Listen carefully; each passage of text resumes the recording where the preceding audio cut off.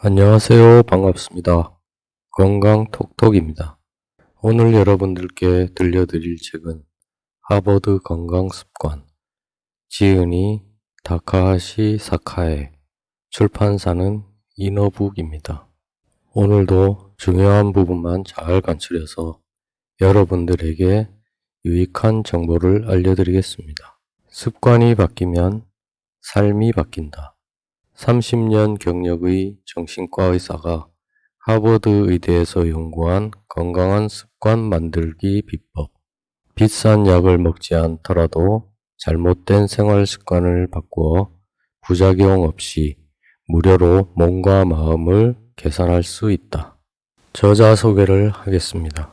다카하시 사카에, 히비야 가든 클리닉 원장, 니온대학 의학부 정신의학 임상교수이자 의학 박사, 1990년 니온대학 의학부를 졸업한 뒤 1996년 니온대학 대학원 의학연구과에서 수료하고 니온대학 의학부 정신의학의 국장, 정신과 과장 등을 지냈다. 2001년부터 2005년까지 하버드 대학교 의학부에서 연구원으로 근무했고 30여 년 동안 정신과 의사로 환자들을 진료하고 있다. 본문 내용입니다. 마음을 치료하는 정신과 의사가 왜 몸을 건강하게 만드는 습관에 관해 이야기하려 하는지 의아해하는 사람도 많을 것이다.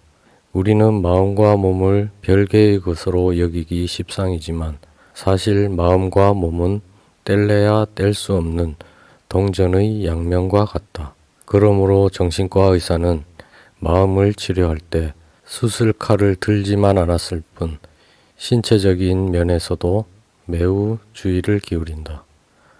몸의 이상 증세는 유전적인 요인도 얼마간 관여하지만 대부분 잘못된 생활 습관에서 비롯된다. 식사, 수면, 운동 등 일상적인 생활 습관의 좋고 나쁨이 몸의 이상 증세에 관여하는 가장 큰 요인인 것이다. 달리 말하면 약을 쓰지 않고 생활 습관을 바꾸는 것만으로도 몸의 이상 때문에 생기는 마음의 병을 말끔히 고칠 수 있다는 뜻이며 실제로 그런 사례가 수두룩하다.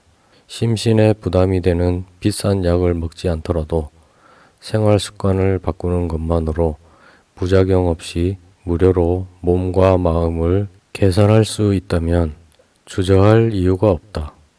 30대 이후의 중요한 과제 중 하나는 살을 빼는 것이다. 30살이 넘었는데 살찐 상태로 있다면 건강에 적신호가 켜졌다고 할 수 있다. 한국인의 사망 원인 1위는 암인데 비만은 암의 발병 위험률을 증가시킨다. 과식과 운동 부족이 겹쳐서 섭취 칼로리가 소비 칼로리를 웃돌면 에너지가 남아 돌아 체지방으로 쌓여 비만이 된다. 운동은 건강한 인생을 보내기 위해 빼놓을 수 없는 중요한 퍼즐 조각이다. 근력 운동을 꾸준히 해서 근육이 줄어들지 않는 몸매를 유지하고 유산소 운동으로 혈액순환을 촉진해 체지방을 쉽게 태우는 체질로 만들어야 한다. 그런데 운동을 아무리 열심히 해도 그 이상으로 많은 음식을 먹는다면 아무 소용이 없다. 과식하지 않는 것은 체중 감량에 성공하는 최우선 조건이다. 효율 면으로 봐도 체중 감량을 하려면 운동보다 식사에 더 신경 써야 한다. 30분 동안 조깅을 하면 소비 칼로리는 약 280칼로리인데 280칼로리는 쿠키 2개, 송편 4개, 맥주 1병의 칼로리와 각각 맞먹는다. 쿠키나 송편은 5분도 걸리지 않고 날름 먹을 수 있지만 그만한 칼로리를 조깅으로 소비하려면 그 6배나 되는 시간이 걸리는 셈이다. 운동으로 살을 뺀다는 것은 그만큼 효율이 나쁘므로 식사 칼로리를 조절해서 체중 감량을 시도하는 편이 좋다. 살찐 사람은 흔히 많이 먹지도 않는데 살찐다거나 물만 마셔도 살찌는 체질이다라는 등의 핑계를 댄다. 하지만 과식은커녕 0칼로리인 물만 마셨는데도 살찐다는 것은 있을 수 없는 일이다. 그런 핑계를 댄다는 것은 무의식 중에 과식하고 있다는 증거일 뿐이다. 그 무의식적인 과식을 알아차리는데 효과적인 것이 바로 식사일지다.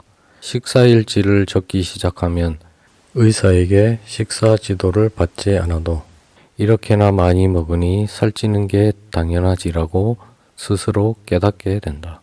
이 점을 스스로 깨달았다는 것은 곧 살 빼기의 첫 관문을 돌파했다는 말과 같다. 그리고 처음부터 갑자기 높은 목표를 노려서는 안 된다. 치킨을 너무 좋아해서 날마다 치킨을 먹는 사람이 이제부터 치킨을 완전히 끊겠다라는 목표를 세워본들 실현 가능성은 0에 가깝다. 단번에 완전히 끊는 게 아니라 주 7회 먹던 것을 주 6회로 줄이기부터 시작한다. 주 6회 먹기에 성공했다면 그 다음으로 주 5회 먹기에 도전하고 주 5회 먹기에 성공했다면 그 다음으로 주 4회 먹기를 목표로 정한다. 변경한 목표치를 일주일 동안 유지했다면 식사량을 줄였다라고 자신있게 말할 수 있다. 그 자신감을 무기로 다음 목표를 세운다. 이처럼 우직한 방법을 거듭하다 보면 조금씩 식생활이 개선된다. 술은 마셔도 괜찮지만 절제 있는 음주를 해야 한다. 절주 여부는 순 알코올량으로 판단한다. 술의 종류에 따라 알코올 함유량이 다르기 때문에 술 몇 잔이라는 식의 일률적인 기준을 정할 수 없다.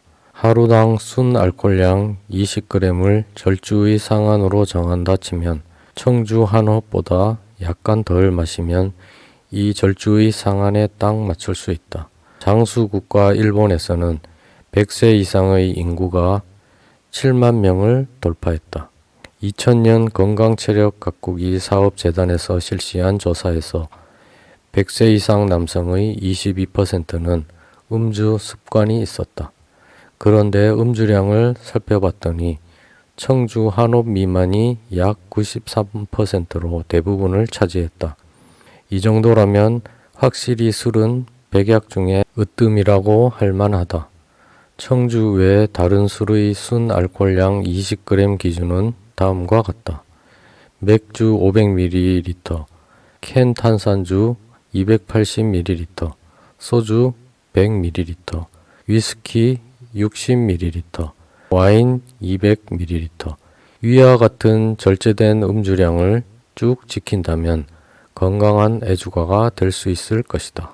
수면 습관을 바꾸면 인생이 달라진다. 최근에는 질 좋은 잠이 중요하다는 사실을 인지하는 사람이 조금씩 늘어나고 있지만 대다수는 수면에 관한 문제를 대수롭지 않게 여겨서 병원 진료를 받을 생각조차 하지 않는다. 사소한 감기 기운만 돌았다 하면 곧장 병원으로 달려가는 사람이라도 수면 문제를 고치겠다고 병원에 가는 경우는 드물다. 의사 측에도 문제가 있다. 나 같은 정신과 의사 중에도 불면증 치료를 전문적으로 하는 사람도 있지만 그렇지 않은 사람도 있다. 나는 불면증 치료를 전문으로 삼고 있는 의사 중 한 명이다. 전문가로서 미리 말하자면 대부분 불면증은 소량의 수면제만 사용하거나 수면제를 아예 사용하지 않아도 나을 수 있다. 그럼에도 불면증 치료를 전문으로 삼지 않는 많은 의사가 생활습관 개선을 등한시하고 무작정 수면제를 처방하는 경향이 강하다. 연구가 부족하고 이익을 우선시하기에 벌어지는 일이다. 불면에 시달리는 환자는 수면제를 요구하지만 나는 우선 행동요법을 시도해 보라고 권한다. 환자의 요구대로 수면제만 순순히 처방해주는 의사는 결코 수면 전문가라고 할 수 없다. 행동요법은 의사나 임상심리사가 시행하는 상담의 일종이다. 일반적인 상담은 환자의 기분에 초점을 맞추고 그 사람의 깊은 정신적 측면을 탐색한다. 그런데 행동요법은 기분이야 어찌 됐건 말 그대로 그 사람의 행동에만 초점을 맞춘다. 먼저 행동이 달라지면 그 뒤를 따른 기분도 저절로 달라지는 사고방식이다. 불면증으로 인한 불쾌감은 잠깐 덮어두어도 된다. 수면의 질이 좋아지면 불면증으로 인한 불쾌감도 자연스럽게 사라지기 때문이다. 수면 행동 요법 10가지 핵심. 1. 나이가 들면서 수면 시간이 줄어드는 현상을 받아들인다. 2. 한두 번 잠을 못 자는 것으로 호들갑 떨지 않는다. 3. 규칙적인 생활 리듬을 만든다. 4. 잠드는 시각은 매일 다르더라도 항상 동일한 시각에 일어난다. 5. 낮잠을 30분 이상 자지 않는다. 6. 온종일 빈둥대지 말고 되도록 신체를 움직인다. 7. 매일 아침에 햇빛을 쬐고 저녁 이후에 강한 빛을 되도록 쬐지 않는다. 8. 저녁 이후에는 카페인 음료를 삼간다. 9. 매일 욕조 목욕을 한다. 10. 잠자는 시각에 집착하지 않는다. 위의 행동요법을 실시하지 않으면 수면제를 아무리 늘려도 좀처럼 잠들 수 없다. 스스로 변화하려는 노력을 포기한 채 의사나 수면제에만 기대려는 것은 나몰라라는 태도이고 너무나 무책임하다. 그 피해는 고스란히 자신에게 돌아온다.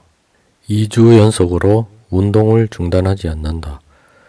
운동을 일주일 정도 중단한다고 좌절할 필요는 없다. 한번 형성된 운동 습관은 일주일 정도 중단한다고 흐트러지지 않기 때문에 전혀 마음 졸일 일이 아니다. 다음 주부터는 새로운 기분으로 또 운동을 시작하면 그만이다.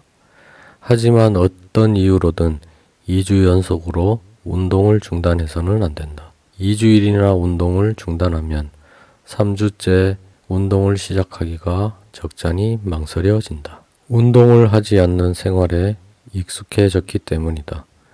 또 2주 동안 운동에 멀어지면 피로가 풀려 오히려 몸이 가벼워졌다고 느낄지도 모른다. 그러면 그동안 운동하느라 몸을 혹사했나 보구나 라고 오해하는 경우가 있다. 그렇게 3주 이상 게으름을 피우면 모처럼 몸에 밴 운동 습관이 무너져 버린다. 그러므로 2주 연속으로 운동을 중단하는 것은 절대 피해야 한다. 운동을 1년 이상 꾸준히 지속한다면 살이 빠지고 컨디션이 좋아지고 혈당치나 혈압 같은 건강검진 수치도 눈에 띄게 개선된다. 근육질의 보기 좋은 몸매가 되어 실제 나이보다 젊어 보인다는 말도 듣게 된다. 운동으로 얻어낸 건강한 신체는 소중한 재산이다. 손실회피의 법칙에 따라 누구든지 고생해서 얻어낸 둘도 없는 재산을 잃어버리는 행동은 피할 것이다. 그러므로 운동을 1년 이상 꾸준히 지속하는 데 성공해서 건강해졌다면 그 이후로는 운동을 자발적으로 중단하는 일은 없을 것이다. 일단은 건강한 신체가 자신의 평생 재산이라고 생각할 수 있을 정도까지 운동을 꾸준히 하자. 그 고비만 넘기면 이후로는 손실회피의 법칙에 따라 아무 걱정도 할 필요가 없어진다. 지금까지 하버드 건강습관이었습니다. 끝까지 들어주셔서 감사합니다.